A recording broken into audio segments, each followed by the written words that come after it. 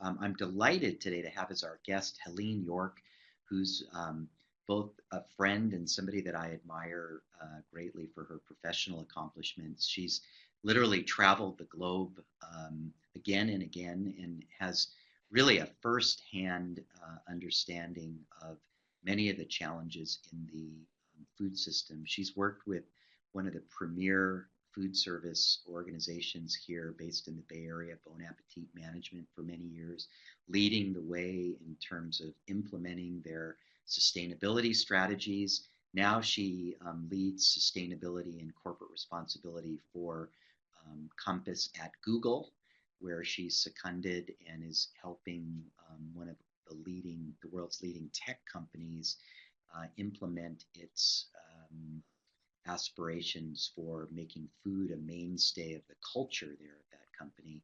And she works with chefs, she works with producers.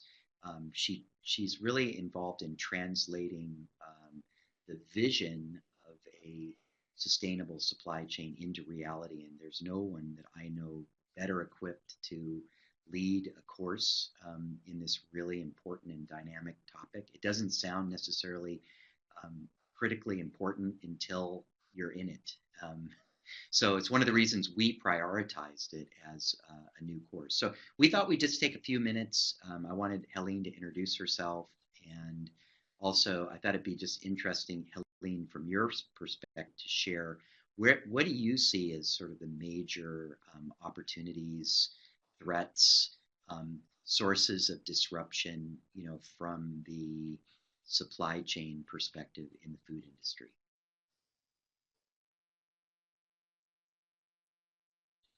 I think you have to go off mute also.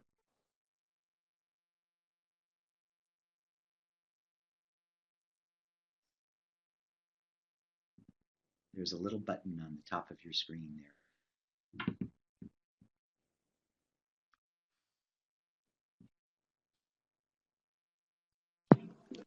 There you go.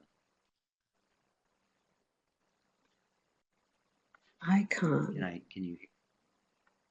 There you go. I can hear you now. You can hear me now? Yes, I can hear you now. There we go. Perfect. Good. All right. I work in a very technology-heavy world, but it's not this technology, so I'm learning. And I think that's appropriate, actually. Teaching this class really is a big leap for me. I have given lectures the world over, more than 40 universities. I've been a visiting scholar in residence in a number of locations. I have taught chefs on 6 different continents, but always learning new things. And that's what supply chain management is all about. It's about anticipating problems, and it's about dealing with problems that come up that you can't anticipate, but you have the intellectual tools because you've thought about these issues, you've considered it, you've dealt with those issues maybe somewhere else, maybe for a different product. I think it's just really, this is a nice leap, the whole idea of bringing people together who are interested in supply chain issues in this course and really exploring together. I thought I might give you one example of something that happened this year. Those of you who are chefs or who perhaps work for a baked goods company, or maybe you're just an eater and really enjoy eggs, might have noticed that we had a tremendous problem with eggs this year. And a flu broke out among chickens, egg-laying hens. And it spread. And it spread not only among the, if you will, the industrial model, where you have a lot of egg layers in one place, but also in the cage-free model. And there are about 300 million eggs produced in the United States every day, and we lost 1/6 of that. And when you think about supply chains, we tend to think about what we see in the supermarket. And that's one supply chain, what goes through retail channels. But another one is all those producers who sell to companies that produce muffins and need eggs, or chefs in food service environments. And I know that at least one of them is on the line today, who produce eggs for breakfast for students. And those are only 2, 3 examples, but there are so many other places manufacturers create products with eggs. And when you take away a sixth of the supply, all of a sudden those suppliers tend to prioritize who they're selling to. And those of us who have good relationships with those suppliers may be in a more favorable position to keep on having those supplies than the buyers who try to squeeze their suppliers. So I use that as an example. It's a U.S. example, but there are a lot of eggs and egg products that are produced in the United States that are sent overseas as well. So there's a scrambling that goes on. No matter where you are in the supply chain, whether you're a producer or a distributor or a manufacturer, or an eater or a chef, there are many different places along that supply chain that you have to consider. Could we have anticipated that problem? Well, not exactly, but it's the kind of problem that happens a lot. And it really speaks to the need to have resilient supply chains and not, if you will, mono-industrial supply chains where, in this case, all your eggs are in one basket. Sorry. I knew you were going there, but you knew I'd get that in there eventually, yes. So this is a great example of the kind of vulnerability that we're seeing, environmentally based vulnerability that is pretty much behind the scenes. I mean, some people might perceive it at the grocery store, but for the most part, it's an internal issue, and it's a great example. It's just one of many. I mean, we've seen E. coli in spinach fields. We've seen listeria in other produce. We see a lot of food safety issues disrupting the supply of food. So it's really calling for a higher order of, like you say, planning, having contingency plans, even as you mentioned, using relationship as a strategy to secure supply is a form of investment in that. So these are examples of the kinds of things I'm sure you're going to share and cover in your course. I'm also interested, Helene. You know, there's sort of some tension between our global industrial supply system. I mean, you talk about how many chickens did you say? How many million chickens? 300 million chickens? Was that 300 million a day, and that's only in the United States. Yeah.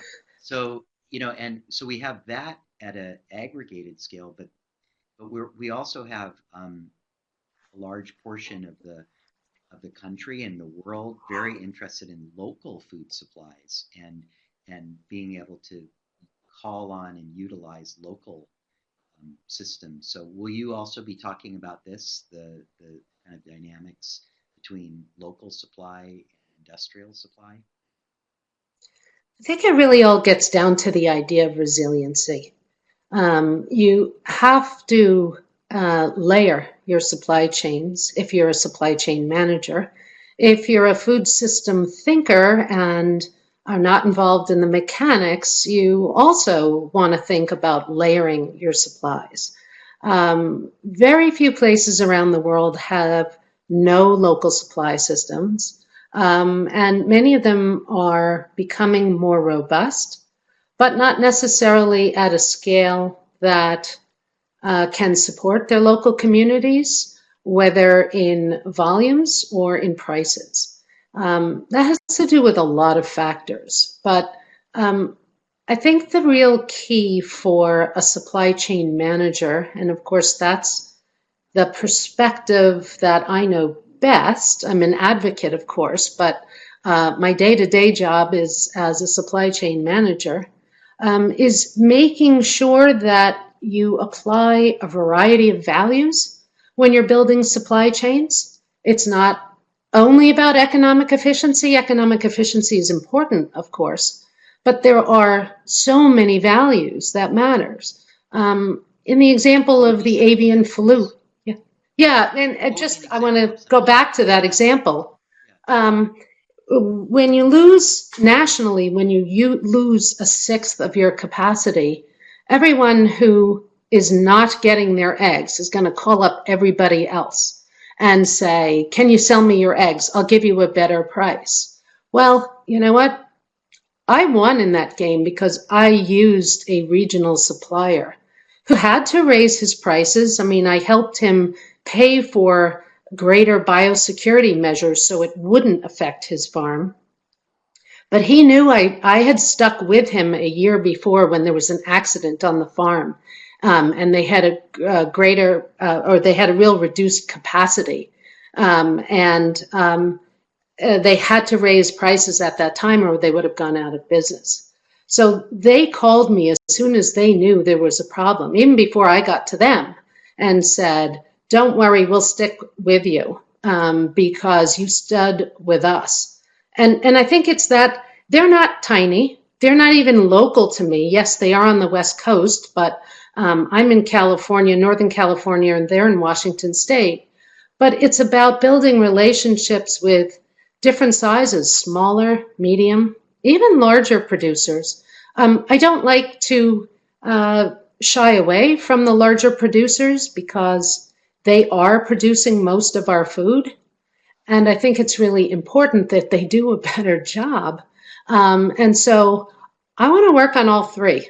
I want to work on the larger guys and getting more efficiency in their operations so that they can be more price competitive. I want to work on the middle guys so that they can compete with the big guys. Excuse me for just talking about the guys, but it's a little easier to do since I've been in lots of meetings where I literally have been the only woman in the room. And then there are the big corporations, which do some things really well and some things really poorly.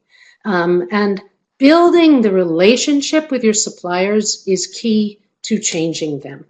If you can even if you're a smaller purchaser than I am, and there are many who buy more food and there are many who buy less, but it's about building relationships, talking about values, and really trying to come to a place where you can try new things, where you can build new supply chains. Because if we all went after the same small farms with great organic produce, there wouldn't be enough for everybody. There isn't. We have to change the whole system. What would be an example of how you tried to change a supplier that you've worked with? In what ways do you feel supply needs to be changed or evolved or innovated? What are the opportunities to innovate with your suppliers? Well, I guess I'll give you one of my favorite examples of the past. I went to Alaska to learn about seafood, finfish, wild finfish, and it's an area that's fascinated me for a dozen years. And I went to a great company started by fishermen. It had been tiny, and over 10 years, they had grown into a sizable, medium-sized business. And I like to talk about medium-sized businesses because they take some of the best of the small and some of the best of the big without yet having some of the problems of they've shed some problems and they haven't yet acquired the other problems. And I could see in watching their processing operation that they were literally leaving a lot of fish on the bone. And I asked them, well, they were cutting sides, salmon sides. So you basically get two long sides of salmon. And then what's left is the skeleton with about 4 or 5% of the biomass left on the skeleton. This is Class A product. It's among the most sustainable seafood you can get, at least that which is wild. And they were leaving a lot of fish on the bones. So I said, what do you do with that? And he said, well, some days we just grind it up and send it back out to sea. Some days we sell it to a catfish company, but not usually because they only give me 4 cents on the pound. And I said, well, what if I paid you 5 times that amount and you had somebody scrape it off and we used that product? He was literally flushing good food into the sea. And we created a product that is not really waste.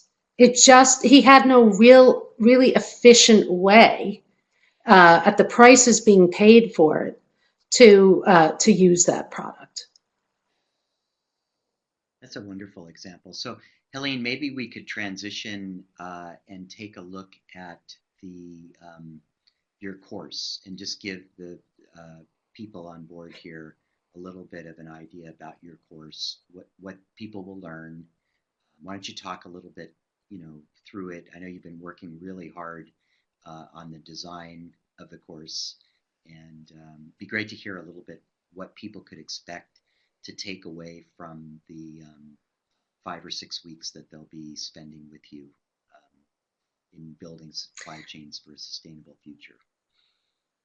One of the things that I believe in very strongly about teaching, and I know that you do too, Will, and you've structured a program around this, is that there's value from the interaction among the participants, whether they're me or other students, we're commenting on each other's work, supporting each other, learning from each other. That's just really, really important. It mirrors what happens in the real world when things are working well. And I want to make sure that that happens in this class as well. This class is really about nuances and trade-offs. We can everyone on this line can define the values that they want in a sustainable food system. Environmental responsibility, eliminating hunger, social equity, animal welfare, solid nutrition. We could even have a longer list. These are all important values. The problem is right now there's not enough food that embodies all of those values. And so when you are trying to buy from suppliers or you're trying to create new supply chains, you have to understand what the trade-offs are and what your willingness is going to be to trade off and what your goals are to make improvements with that supplier in the future. It's hard to believe that you can't find the perfect products, but you really can't. We don't have a sustainable food system that undergirds everything, that gives us lots of opportunities. So for those of us who are or who want to be food supply chain managers, or who are supporting those managers, or who are chefs buying products and could also be considered supply chain managers, it's really about learning about the nuances in each of the areas. So I've structured the course as a 5-course tasting menu, and we have a different course each week, and we learn from some of the best minds. I have some podcasts, I have some videos, lots of 10-minute chunks for very busy people, but I think the real learning is going to come from the projects and the interaction that we will all have online, and being able to support each other with some additional ideas. And if you come with a defined idea that you want to explore, that's great. If not, I think you'll find plenty of opportunity as well. That's fantastic. I think, from our perspective at Food Business School, we think having some knowledge, some grasp of those trade-offs, those nuances in the supply chain is just essential to almost any role that you're going to have in the food business. And there are a lot of people coming into food that have no experience other than being an eater, and that are either starting a new company. I mean, we know a lot of technologists who are now newfound food entrepreneurs. We know chefs who are, branching out into creating new kinds of companies, whether they be restaurants or food service. And so this course is really intended to be a fundamentals course for anyone really who wants to be a food systems leader. The course will last for 5 weeks. We expect that it should require about 5 to 6 hours of your time each week. You complete each week's assignments during a specific week, and you'll be participating in a very kind of innovative new online platform that's not a MOOC. If you know what a MOOC is, it's a massively open online course. This is much more collaborative. It's much more peer oriented. The learning environment is a little bit mimics a little bit like Facebook. So some of the exercises are in teams, and you have an opportunity to give feedback and review the work of your peers. So it's a very innovative platform. We're one of the first organizations to embrace it, and I just want to commend Helene for being really a pioneer in this. Helene, you've got a question here down below from Anna. I'm wondering if you might take a shot at answering it. Can you see it? It says, do you see a I role for buyers to, yeah, go ahead. I see a question from Dennis. Is there another question as well? I Do you see want a me to question answer from Dennis's Dennis first? above it. Okay, sure, sure. Why don't you read Dennis's Dennis's and then, Yeah, Dennis's question is, would a produce distributor VP of procurement benefit from the class, or is it meant more for food service procurement?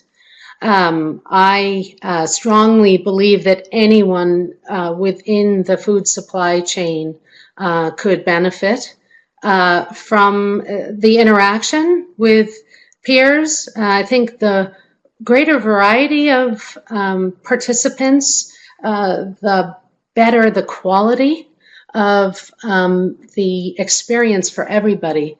But I think produce distributors are critically important in this process, for sure. great. And Helene, Anna asks, do you see a role for buyers to play in influencing industries where there's tight supply? So helping to generate new supply. I think you were kind of getting at that in your prior comment. Oh, absolutely. I think, and one of the examples, of course, that I gave was about finding use for things that are considered waste. We see this all the time. I mean, there's different kinds of tight supply, of course, but tight supply sometimes is really a short-term situation. But let me give you another example. Several years ago, I worked with a regional mid-sized chicken company in the Midwest, and I was seeking Certified Humane, which is a nonprofit organization in the United States. Actually, now it's global.